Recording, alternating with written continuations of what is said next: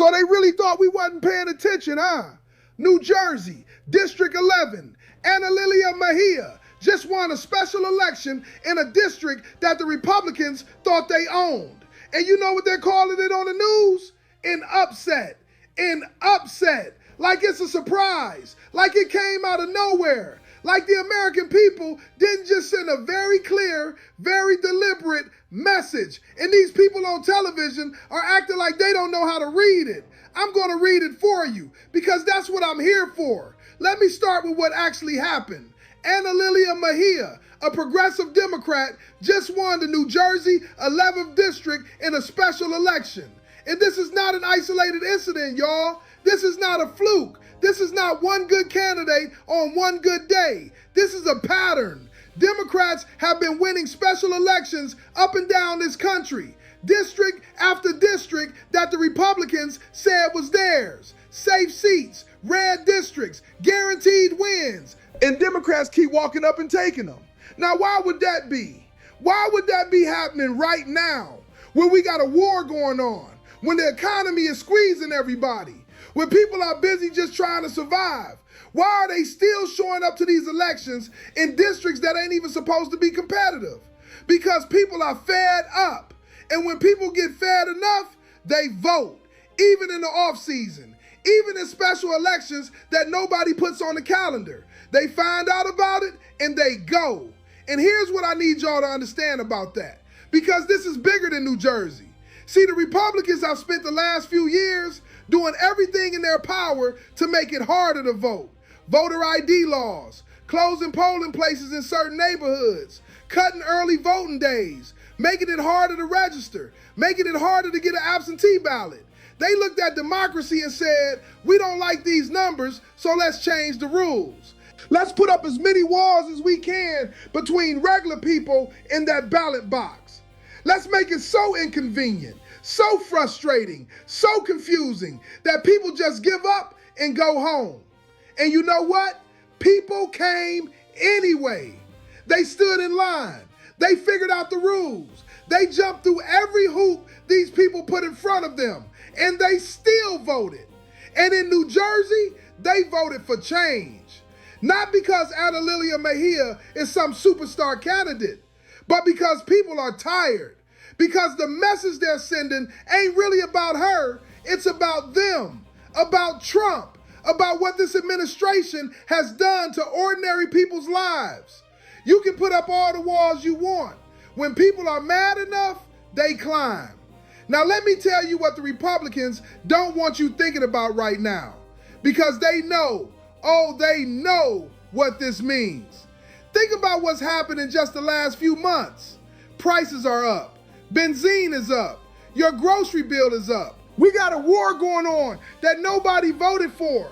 We got ICE arresting people without proper background checks. We got the administration trying to fire the Fed chair. We got tariffs making everything more expensive. We got a president who's remodeling the White House with gold fixtures while your electric bill goes up. All of that is on the ballot in every single election between now and November 2026. Every school board race, every state legislature seat, every House district, every Senate race, all of it is a referendum on whether the American people think this is working for them. And New Jersey just told you they don't. Now stay with me here, because this is where it gets real. The Republicans in Congress ain't just losing at the ballot box. They're losing control of their own party. You've been watching what's happening up there on Capitol Hill? They can't pass a budget without a revolt. They can't extend a surveillance program without their own members shutting it down. They can't get their conference to agree on anything.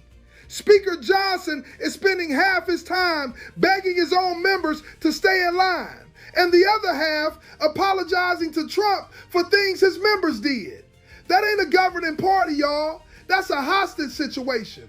And the hostage is the Republican Party. And here's what's crazy about it. With all of that going on, the chaos, the infighting, the votes they keep losing in their own conference, they still trying to act like everything is fine, like the base is solid, like 2026 is locked up, Like New Jersey is just a blip. It ain't a blip. I need everybody to understand. It ain't a blip.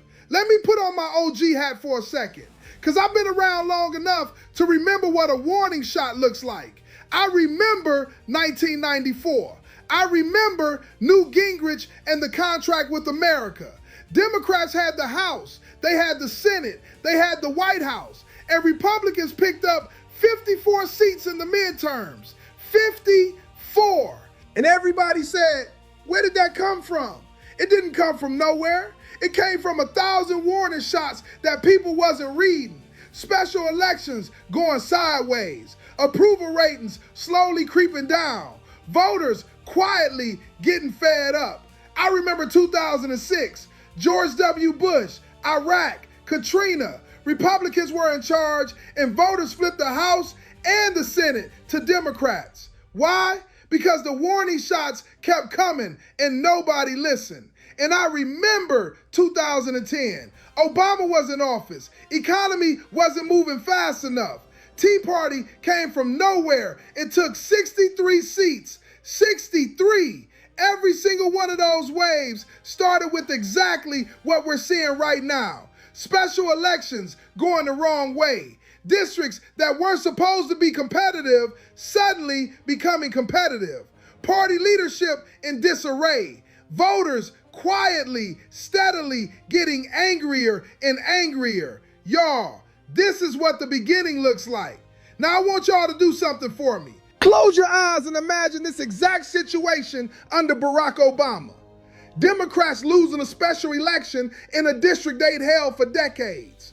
Democrats fighting each other on the House floor. Democrats unable to pass their own legislation without a revote from their own members. You think Fox News would have called it an upset and moved on? Man, they would have called it the collapse of the Democratic Party.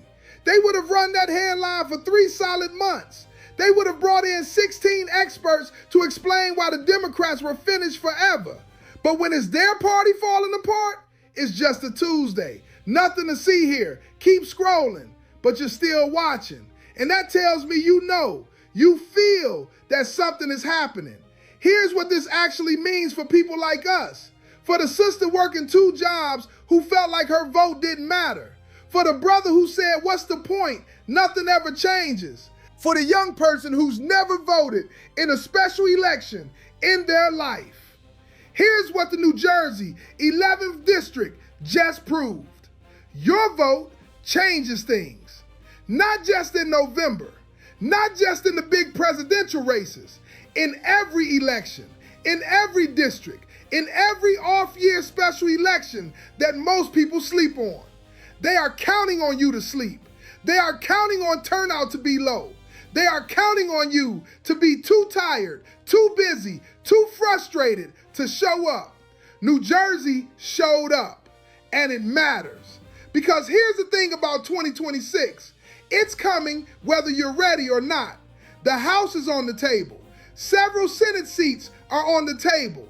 And if the Democrats can keep building on what they've been doing in these special elections, we might actually be looking at a real shift in power.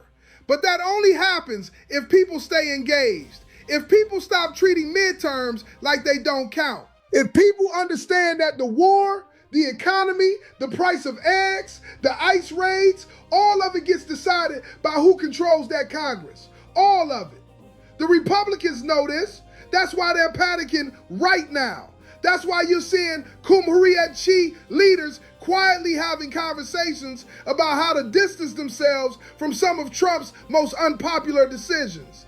They can read the writing on the wall. The question is whether we can read it too and act on it. I'm telling you, y'all, pay attention. New Jersey was a message. And the question is whether the people who need to hear it are listening. I need to hear from y'all on this one. Drop a comment and tell me, are you planning to vote in every election between now and 2026? Because every single one of them counts now. Every single one. And if you ain't mad about what's happening in this country right now, you ain't paying attention. Subscribe to this channel because I am going to be watching every special election. Every poll, every sign, And I'm going to tell you what it means in plain language. That's straight talk. I'm Curtis Banks, and I ain't done talking. Not by a long shot.